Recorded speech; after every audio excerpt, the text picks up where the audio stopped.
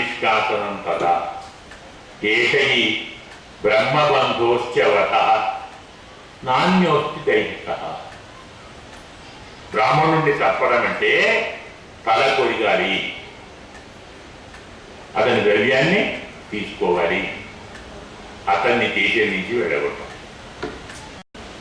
ఇదే బ్రాహ్మణుడి వధ తప్ప శరీరాన్ని గాయపరచడం, శారీరకంగా చంపడం ధర్మం కాదు. అది తెలుసు కాబట్టి అర్జునుడు ఆ మూడు చేసి తాళ్ళు విప్పేసి ఇక పో అని అతన్ని పంపించారు. ధర్మాన్ని వారు పరిపాలించారు. తరువాత ఇప్పుడు అందరూ పుత్రశోకాకుంటే కదా, ధృతరాష్ట్రుడు, గాంధారి, కొందరు బతికిన వారు, ఇక్కడ పాండవులు పుత్రులయ్యారు. ఇలాంటి వారందరూ కూడా మరునాడు ప్రాతకాలం నదీ తీరానికి వెళ్ళి చనిపోయిన వారందరికీ తర్పణాదులు ముగించారు. కృష్ణ పరమాత్మ ధృతరాష్ట్రుణ్ణి, గాంధారిని ఓదార్చాడు. ఏమని? పుట్టిన ప్రతివాడు మరణించక తప్పరు, మరణాన్ని ఎవ్వరూ ఆపలేరు, ప్రాణుల యందు కాలగతి ఎవరికి దాటరానిది అని చెప్పి వారిని ఓదార్చారు. కృష్ణ పరమాత్మ ధర్మరాజుకు కౌరవులు అపహరించినటువంటి రాజ్యాన్ని అందించి శత్రు సంహారము చేసి, అంటే ఎలా చంపాడు? కౌరవులను కృష్ణ పరమాత్మ చంపించాడు కదా. ఈయనది ఏం లేదు, వాళ్లే చచ్చారు అంటున్నాడు. ఎలాగూ కచస్పరిషక్షతాయుష, చక్కని మాట అంటారు. కౌరవుల ఆయుష్యం ఎందుకు క్షీణించింది అంటే ద్రౌపది యొక్క కేశపాశాన్ని ముట్టుకున్నందువల్ల వారి ఆయుష్యం క్షీణమైంది.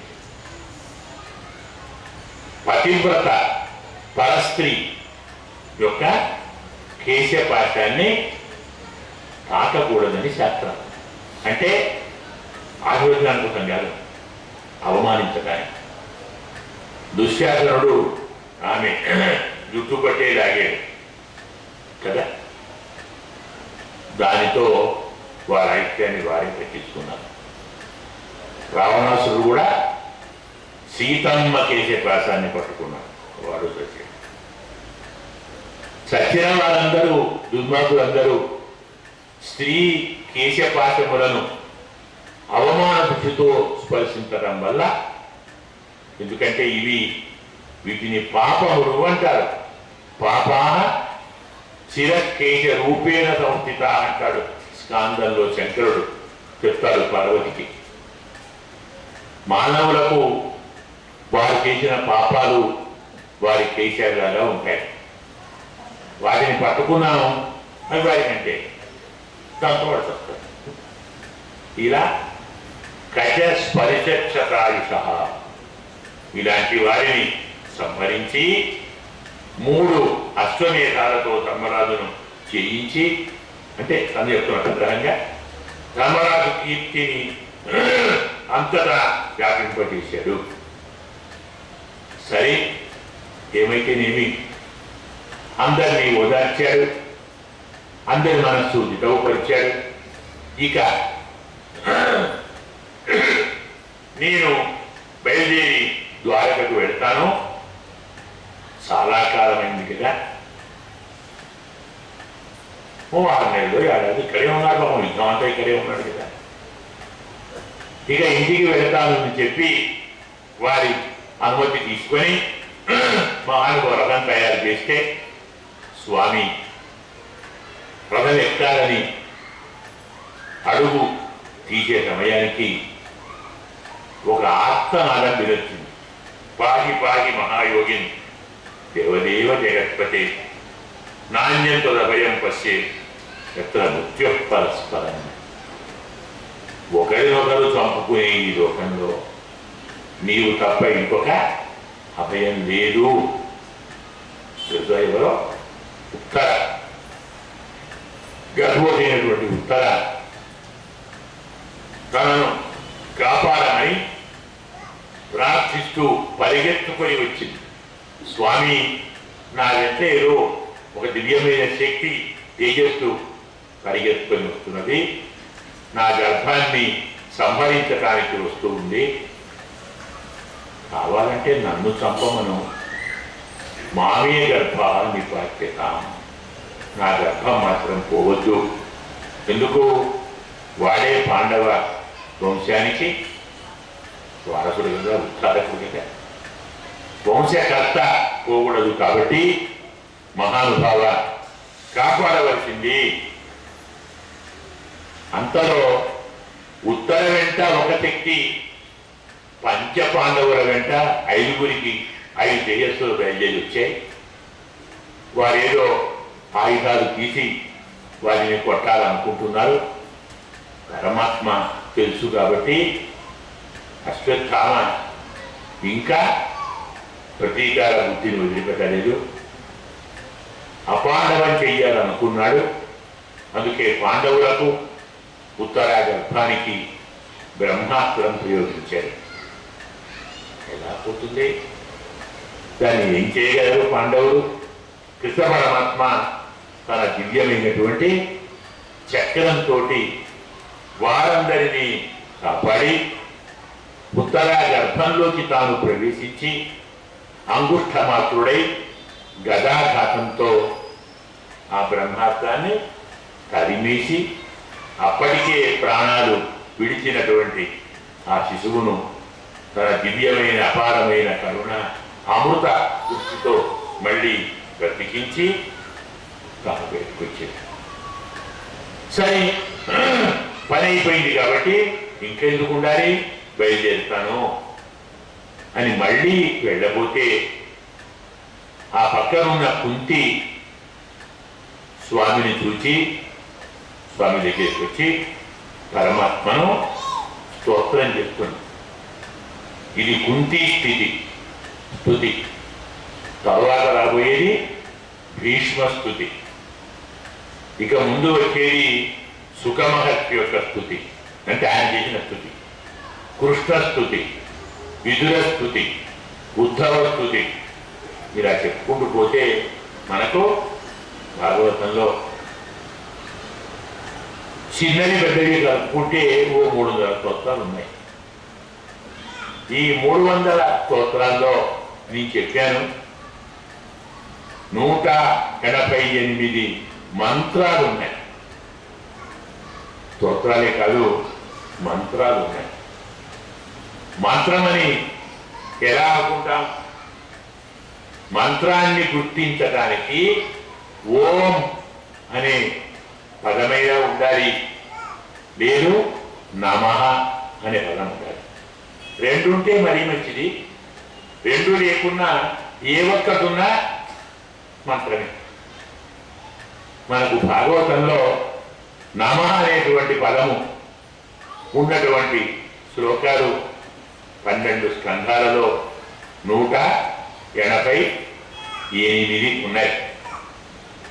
ఇవన్నీ మంత్రాలు చెప్పాను అనుకుంటాను, మరి ఇచ్చానో తెలియదు. కానీ ఇవన్నీ ఒక చోట చేర్చి ఒక గ్రంథంలాగా, పుస్తకంలాగా ప్రింట్ చేసి పెట్టాను. అయితే ఇన్ని లేకుండొచ్చు, ఎన్నో కొన్ని ఉంటాయి. అవి తీసుకొచ్చి ఈ నిర్వాహకులకు ఇస్తాం. దాన్ని జెరాక్స్ తీసో మరేదైనా చేసి అందరికీ అందిస్తే అందరూ చదువుకుంటారు. ఆ మంత్రాలు రోజు చదువుకుంటే శ్రీమద్ భాగవతాన్ని రోజు పారాయణం చేసినటువంటి ఫలం లభిస్తుంది. దాన్ని ఆ ప్రయత్నంలో మీరు ఉండండి. రేపు ఎప్పుడో తీసుకొచ్చిస్తాను.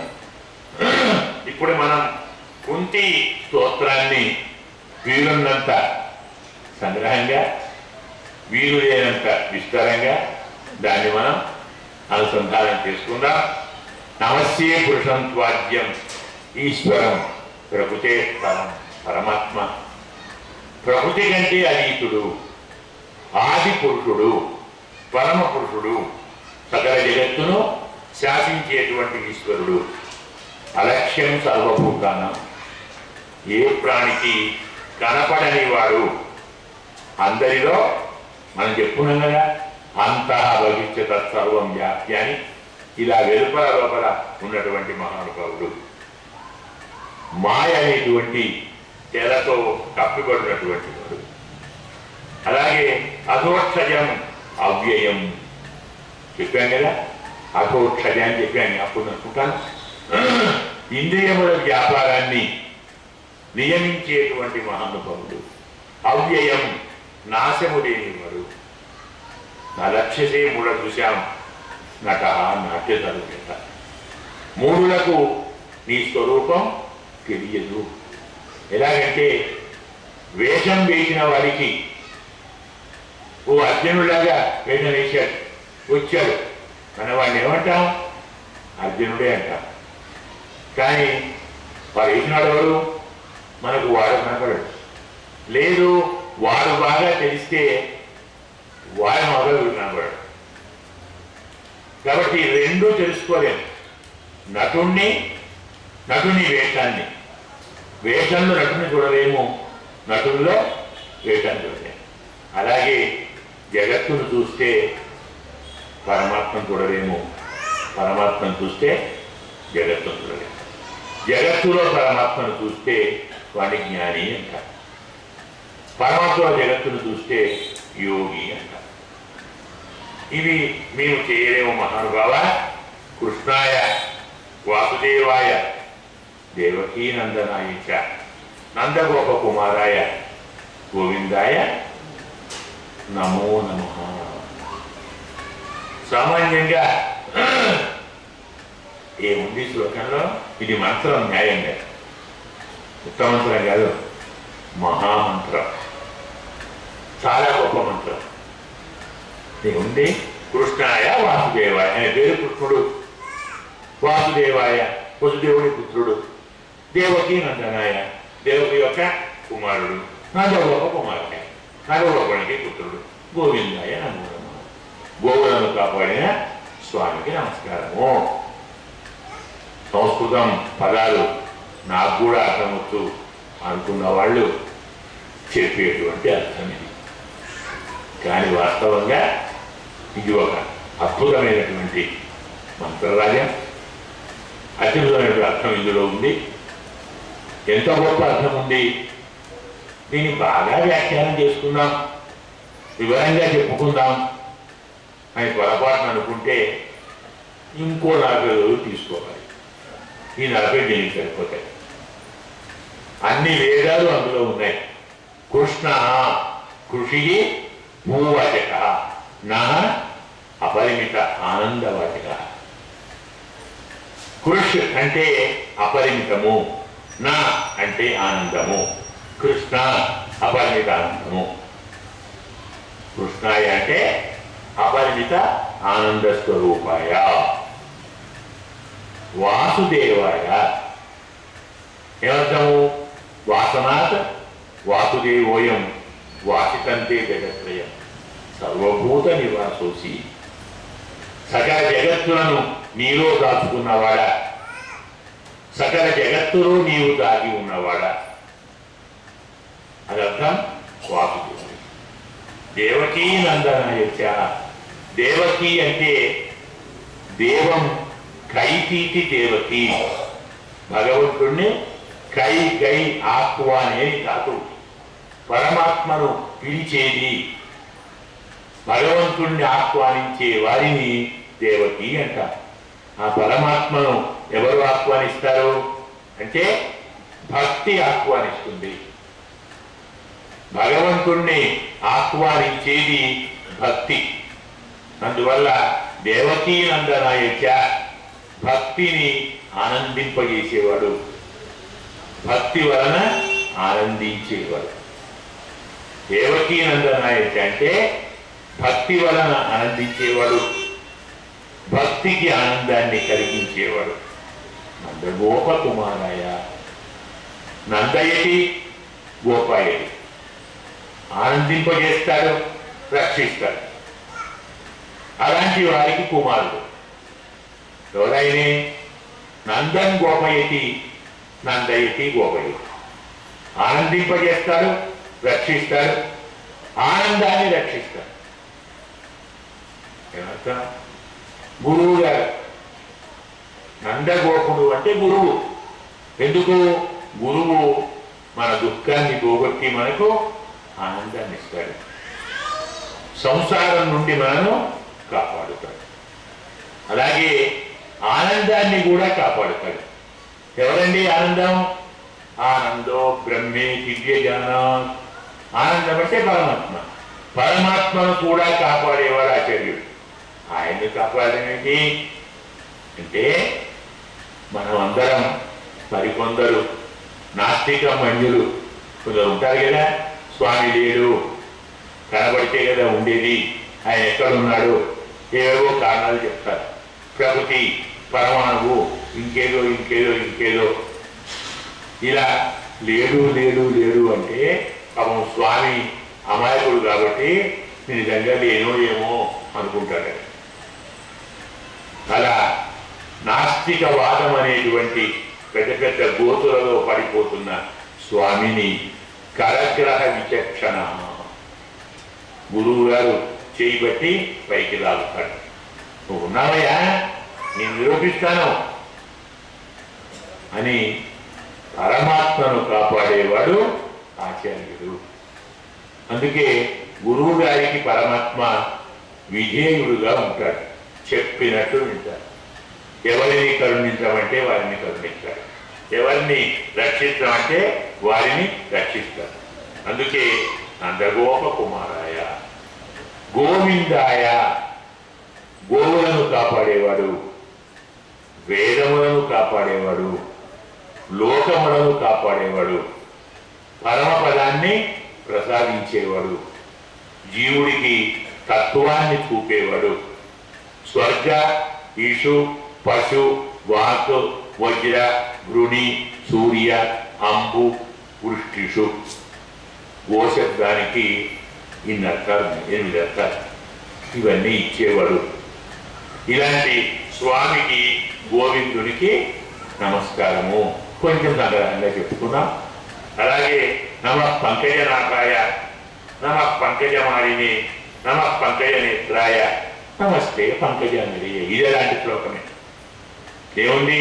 పద్మనాభుడికి నమస్కారము, పద్మమాలికి అంటే మాల ధరించిన వాడికి నమస్కారము, పద్మ నేత్రుడికి నమస్కారము, పద్మపాదునికి నమస్కారం. పరమాత్మ పాదాలు పద్మంలాగా ఉంటాయి, పరమాత్మ నేత్రాలు పద్మంలాగా ఉంటాయి, పద్మాల మాలం ధరిస్తాడు, పద్మం నా గురించి వచ్చింది. అంతేనా? ఇంత మాత్రం నేను చెప్పాలి ప్రశ్న కాదు. పంకజనాభాయ, పద్మనాభుడు అంటే ఎందుకు వచ్చింది పద్మం నాభి నుంచి? అందులోకి ఎవరు వచ్చారు? బ్రహ్మ కదా. ఆయన వచ్చి ఏం చేశారు? సృష్టి చేశారు కదా. ఏం చెప్పారు అర్థం? నమ పంకజనాభాయ, సృష్టికర్తే అన్నమాట. జగత్తును సృష్టించిన వాడా. నమ పంకజమాలిని, అదే పద్మాలను మాలకుచ్చి మెడలో వేసుకొని భద్రంగా రక్షించారు కాబట్టి పంకజమాలిని జగత్ రక్షకాయ. నమః పంకజ నేత్రాయ, పద్మములు నేత్రాలుగా ఉన్నవాడు, 3వ కన్నుతోటి జగత్తును సంహరించిన వాడు కదా, జగత్ ప్రళయకారకాయ. నమస్తే పంకజాంజలి, పద్మముల వంటి పాదము కలవాడు, పాదముతో 3 లోకాలు వ్యాపించిన వాడు కదా త్రివిక్రమతలంలో, సకల జగత్ వ్యాపకాయ. అవునా చెప్పాలి? సృష్టి చేసేవాడు, రక్షించేవాడు, సంహరించేవాడు, సకల జగత్తును వ్యాపించి ఉన్నవాడు. ఇది అంటే సంగ్రహంగా మనం భావం చెప్పుకుంటున్నాం. ఇలాంటి పరమాత్మ నమస్కారము. స్వామి మహానుభావ, నీవు ఒకనాడు ఎలాగైతే కంసుని బాధ నుండి దేవకిని కాపాడావో, దేవకి దుఃఖాన్ని తొలగించావో, ఈనాడు అలాగే నీవు నా దుఃఖాన్ని తొలగించావు. నీ వల్ల నేను దుఃఖాలన్నీ పోగొట్టుకున్నాను. మాకు ఎన్ని బాధలు వచ్చాయి, ఎన్ని ఇబ్బందులు వచ్చాయి, ఎన్ని కష్టాలు వచ్చాయి. విషాత్ మహాగ్నే పురుషాద దర్శనాత్. విషం పెట్టారు కదా, నిప్పు పెట్టారు. తారకులను సంపమని వాడున్నాడు, కిమ్మీరుడని వాడిని పంపించాడు. అలాగే అసత్సభాయ వనవాస కృత్యత. దుష్టుల సభలో ద్రౌపదికి వస్త్రాభరణి ప్రయత్నించారు, అరణ్యవాసాన్ని విధించారు. మృధే అనేక మహారథ యుద్ధంలో, కౌరవ యుద్ధంలో ఎంతమంది మహారథులు ఎన్ని దివ్యాస్త్రాలు ప్రయోగించారండి. వాటి నుంచి అర్జునుడు కాపాడుతున్నాడా? ఎవరు కాపాడండి? మనకు భారత యుద్ధం అంతా వస్తే ఓ చక్కని గాథ ఉంది. యుద్ధం అంతా అయిపోయిన తర్వాత కృష్ణార్జునులు శిబిరానికి వెళ్ళారు. అంటే ఇక్కడే ఉండాలి, తెలంగాణలో ఉండాలి. యుద్ధం ఆ రోజుతో అయిపోయింది, ఇంకా చేయవలసినట్టు ఏమీ లేదు. యుద్ధం సమాప్తం.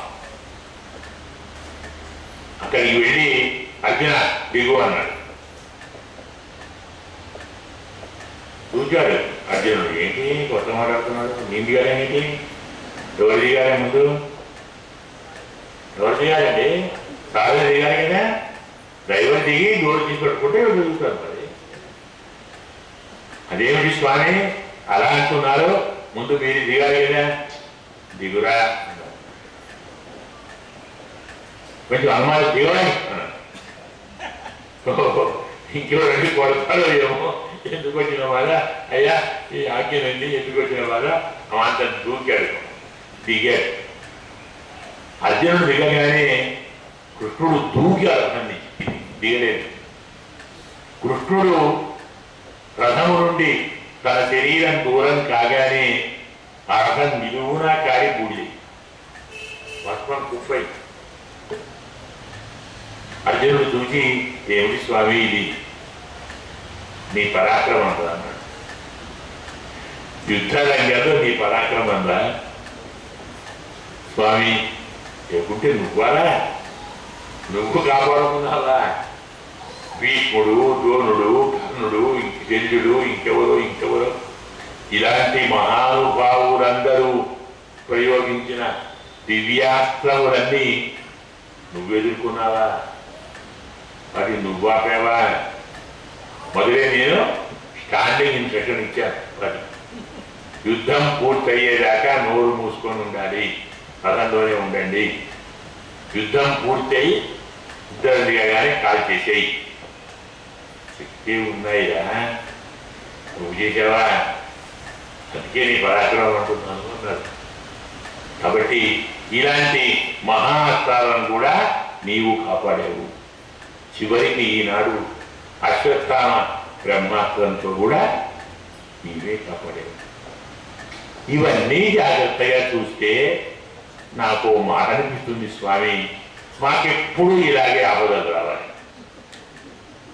విపద సంతు నహ శశ్వత్ తత్ర తత్ర జగత్పతి భవతో దర్శనం చేయ పునర్భవ దర్శనం. మహానుభావ నాకెప్పుడు ఆపదలు రావాలి, ఇలాగే రావాలి, మాటిమాటికి రావాలి. ఎందుకంటే అవి వస్తే నువ్వు కనపడతావు, అవి రాకుంటే కృష్ణాన్ని పిలువం. అన్ని బాగా ఉంటే మా పెద్ద అబ్బాయి మనగాడు, మా రెండో అబ్బాయి వీరుడు, మా మూడవ ధనుర్ధారి, మా నాలుగో వారు కలగ అని చెప్పుకుంటారు తప్ప మా స్వామి కాపాడుతున్నాడు అంటానా? నువ్వు ఎప్పుడు జ్ఞాపకం వస్తావు? ఆపదలు వస్తేనే కదా. నిన్ను నిరంతరం జ్ఞాపకం చేసే ఆపదలే మాకెప్పుడు రావాలి. నిన్ను మరిపించే సంపదలు వద్దు స్వామి. ఇలా మనం ప్రార్థించటం నేర్చుకున్న నాడు నిజంగా పరమాత్మ ఎందు మనకు భక్తి ఉన్నట్టు లెక్క. మనమేం కోరుతాం? సంపదలు కావాలి, ఇల్లు కావాలి, ఆస్తి కావాలి అంటే న్యాయంగా ఏం కోరుకుంటున్నట్టండి? కష్టాలు, బాధలు, ఇబ్బందులు, దుఃఖాలు, శోకాలు, అసఖ్యాలు, ద్రోహాలు, వైరాలు, మనశ్శాంతి లేకుండా ఉండాలని కోరుకుంటున్నాను కదా. ఇంటి నిండా డబ్బు ఉంటే ఇంకేంటండి? నిద్రపోతాడండి. బ్యాంకులో ఉంటే వేరు, ఇంట్లో పెట్టుకుంటే కుదరమా? అందుకే మనకు శాస్త్రం చెబుతుంది. వ్యాసుడు స్కాంద పురాణంలో చెప్పాడు, శంకరుడు మనమ్మ పార్వతికి చెప్తాడు, మానవులకు నిద్ర రావటానికి 3 కారణాలు, నిద్ర రాకుండా ఉండటానికి 3 కారణాలు. హేతుత్రయంతు నిద్రాయ, స్వభార్య, పుస్తకం, జపం. తన భార్య తన పక్కన ఉంటే హాయి నిద్రపోతారు, మరి వేరే నిద్ర మంచి నిద్రపడుతుంటారు. ముందర పుస్తకం ఉందనుకోండి, జపం చేస్తే నిద్ర వస్తుంది. హేతుత్రయంతో అనిద్రాయ, నిద్ర రాకుండా ఉండాలంటే 3 కారణాలు. ద్యూతం, విత్తం, పరాంగణ. ద్యూతం ఆడుతుంది రాదు, ఇంట్లో డబ్బు ఉంటే నిద్ర రాదు, పరస్త్రీ పక్కన ఉంటే అసలు నిద్ర రాదు కదా. మరి ఇంతకు ఏం కోరుతున్నట్టు? సంపద కావాలి, ఆస్తులు కావాలి, భోగాలు కావాలంటే నేను నిద్రపోవద్దు అని అంటున్నారు అన్నమాట. ఇవి కోరుకుంటారా? స్వామి స్వామి నాకెప్పుడు ఆపదలే కావాలి. నువ్వు కనపడతావు, నిన్ను స్మరింపజేసి ఆపదలు నాకు కావాలి, నిన్ను మరిపించే సంపదలు వద్దు అని ప్రార్థించిన ఒకే ఒక పరమ భక్తురాలు కుంతి. ఇలా ఎవరూ కోరుకోలేదు, ఆమె ఒక్కటే కోరుకుంది. ఎందుకంటే ఉత్తమ వంశంలో పుట్టి, ఉత్తమ సంపదలు వచ్చి, ఉత్తమ బలం వచ్చి, ఉత్తమ భోగాలు వచ్చి, ఇవన్నీ ఉంటే నిన్ను జ్ఞాపకించుకుంటామా? ఈ మదాలతో నిన్ను మరిచిపోతాము, నీ నామాన్ని స్మరించము. అందుకే నమ అకించన విత్తాయ నివృత్త గుణవృత్తయే. స్వామి అకించన విత్తుడట, అంటే ఏమీ లేని వాని ధనం స్వామి. అన్ని సత్వాది గుణవృత్తులన్నీ తొలగిపోయిన వాడు స్వామి. ఆత్మారాముడు, శాంతుడు, కైవల్యపతి అయినటువంటి పరమాత్మకు నమస్కారము. నీవే కాలము, నీవే ఈశ్వరుడవు, నీవే ఆద్యంతాలు లేనివాడవు, నీవే అంతర వ్యాపించి ఉండేవాడవు. అందరిలోనూ సమానంగా తిరిగేటువంటి నీవు సమానంగా ఉంటావు, కానీ నీవు పుట్టించిన వాళ్ళు మాత్రం ఎప్పుడు కొట్లాడుతూనే ఉంటారు కదా. పరస్పరం ప్రాణులు కొట్లాడుతున్నా అంటే కొట్లాడుతున్న ప్రాణుల్లో సమానంగా ఉండేవాళ్ళు. అలాంటి నీకు నమస్కారము. తక్కిన స్తోత్రాన్ని మళ్ళీ రేపు మనం అనుసంధానం చేసుకుందాం. మరికొన్ని శ్లోకాలు ఉన్నాయి, ఆ స్తోత్రం రేపు చెప్పుకొని మనం మళ్ళీ ముందరి గాథకు వెళతాం. స్వస్తి ప్రజాభ్య పరిపాలయంతాం న్యాయేన మార్గేణ మహీం మహీషాః గోబ్రాహ్మణేభ్యః శుభమస్తు నిత్యం. లోకాః సమస్తాః సుఖినో భవంతు. అస్మత్ గురుభ్యో నమః.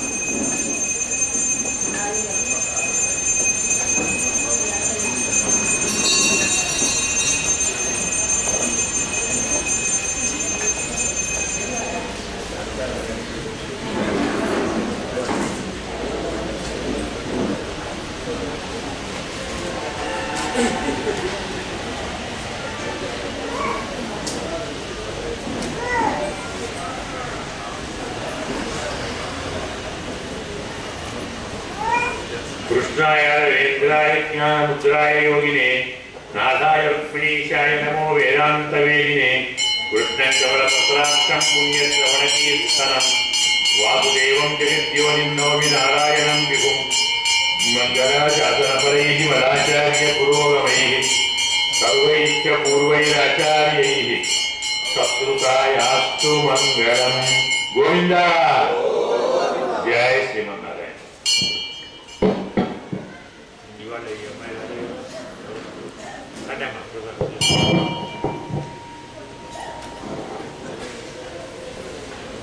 ఆచార్యులు వారు సెలవుచ్చినట్టుగా వారు తయారు చేసినటువంటి స్తోత్ర సంపుటిని ఈ కార్యక్రమాలు అయ్యే లోపల భక్తులందరికీ కూడా పంచేటువంటి కార్యక్రమాన్ని పూర్తి చేస్తాము. తర్వాత నిన్న కూడా మనవి చేశాను,